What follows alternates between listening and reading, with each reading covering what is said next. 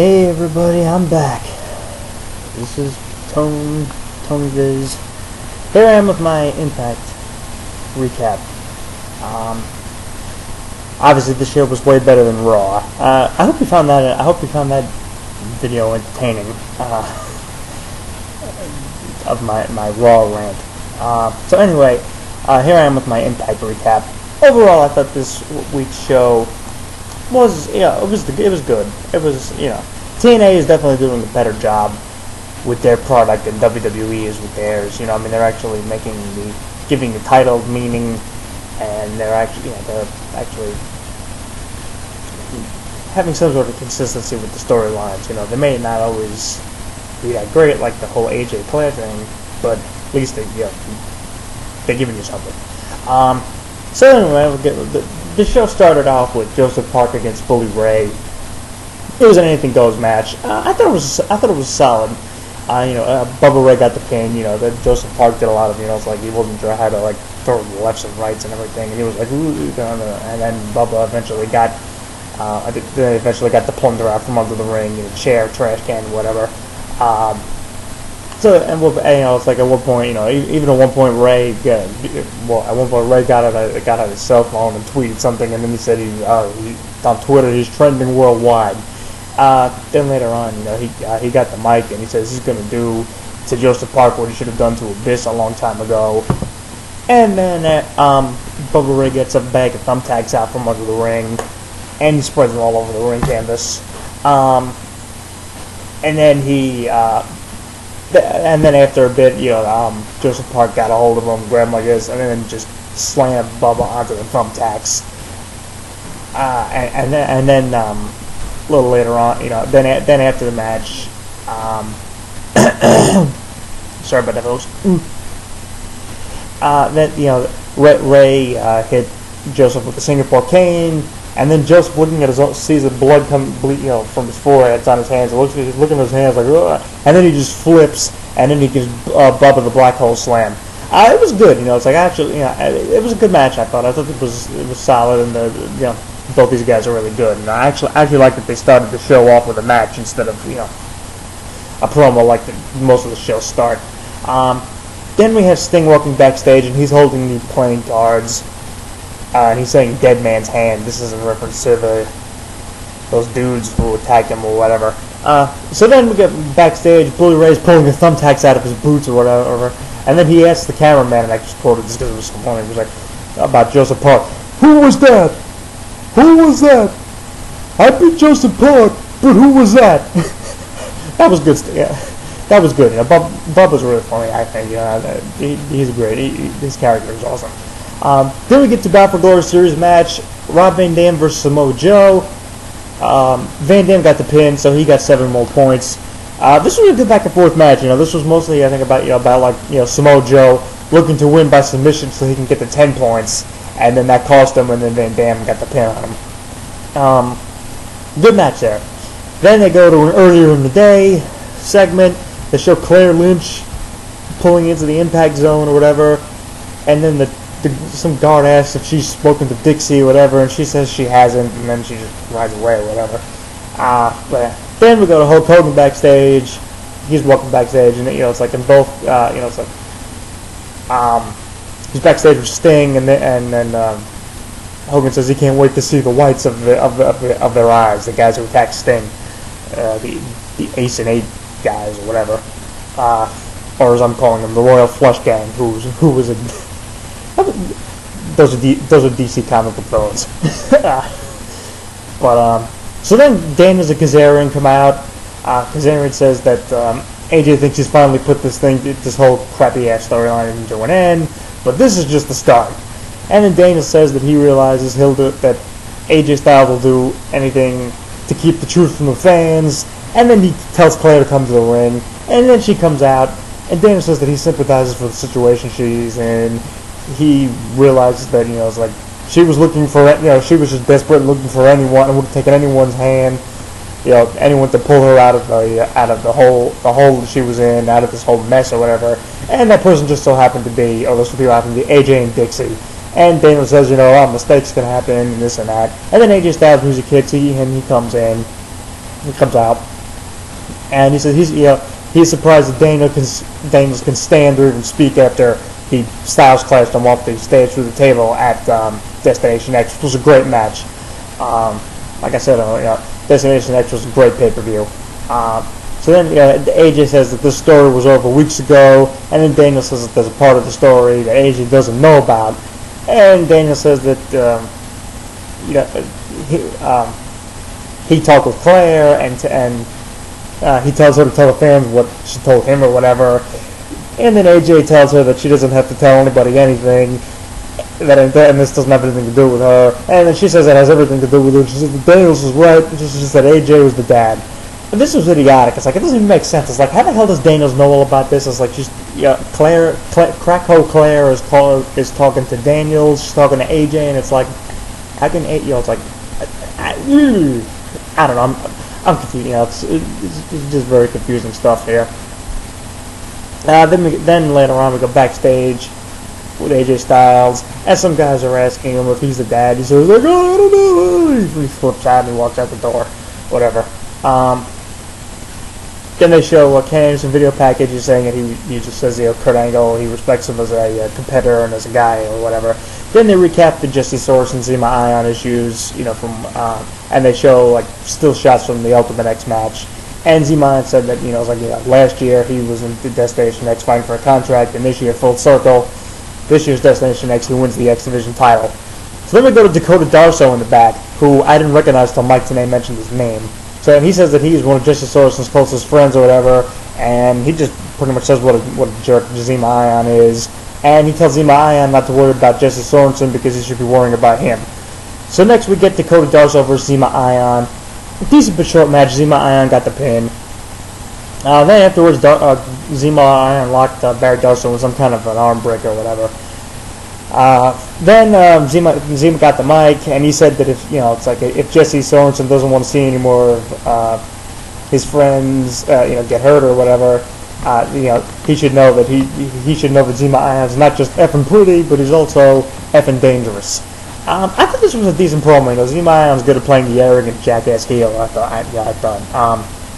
And then time to hear from the new TNA World Champion. Austin Aries comes out. He thanks the fans. He says he's been having a great week. He talks about how great it is to be the World Champion, and he says that he was supposed to talk about a great achievement it is for him personally, and he says that it is. He said he proved everyone wrong. He said that nothing is impossible. He says it wasn't just great for him, but the wrestling industry as a whole that he won the world title on Sunday. The fans chant his name, and then he says that he can barely hear himself speak as they were chanting. So then he says, wrestling has a down period, and it's got boom period. It says a downtime and a boom period. And he says the TNA is running to the next boom period, and he's going to be the guy to lead them into it.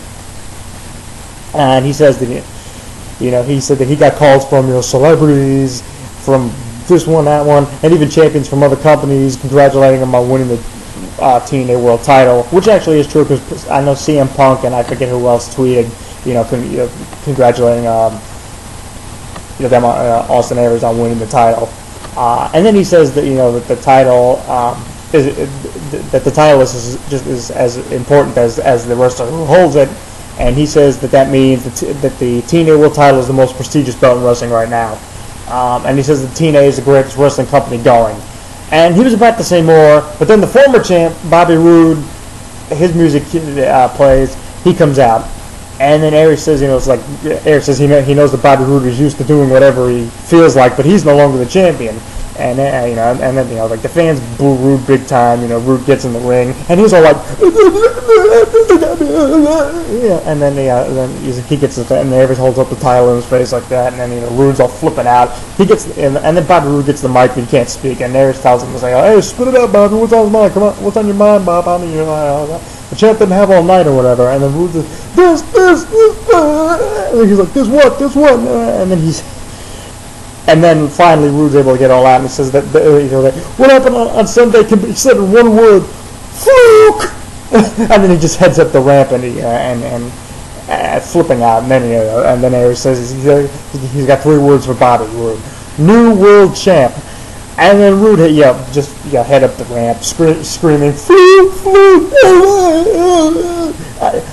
It was a good segment, actually. Now, Austin Aries, of course, as always, did a great promo, and the guy's great on the mic in the ring. He's definitely one of the best wrestlers going today. And Rude did a great job too, of acting all insane, flipping out because it's like he lost the belt. And he was like, "Ah!" So then that was good. That was a good segment. Then we get to Hulk Hogan and Sting in the GM office or whatever, and Sting says that it's time for him and the Hulkster to go old school, whatever the hell that means. Then Devon and Garrett Bischoff come in. Devon says that that he and Garrett have Hogan and Sting's backs no matter what. If they want backup against the Royal Flush Gang, as I'm calling them now. And Hulk says that he and Sting got this. Devon says that Hulk knows that he and Sting can count on him and Garrett. Okay, I don't know what that was about, but so then they walk out, and then Sting says they need to go old school, and Hulk says this is different. We're in over our heads or something. Kind of a weird segment, but hey, I've seen worse. So then Kurt Angle talks about his match with Ken Anderson, saying Anderson's a fierce competitor. Talks about how big this Bound for Glory series is, and again he says that if he can beat Anderson, he can win the title. He's beaten Anderson before. He's been world champion. I don't know why guy's name they do this. They have him say, "Oh, if I can beat him, I can win the belt." When both of them happen. Then they replay Madison Rayne planning one on Earl Hebner from last week. And then Madison Rayne, she's backstage saying how Earl Hebner, how powerful and intelligent he is, and she says that they have a lot of the same interests or whatever. Not much to it, it was kind of an odd segment. Then Balls Deep Brookster Hogan comes out for commentary for our next match. Gail Kim challenging the other Brooke, Tessmacher, for the Knockouts title. Saw the match, but Tessmacher got the pin. That was pretty much all of that.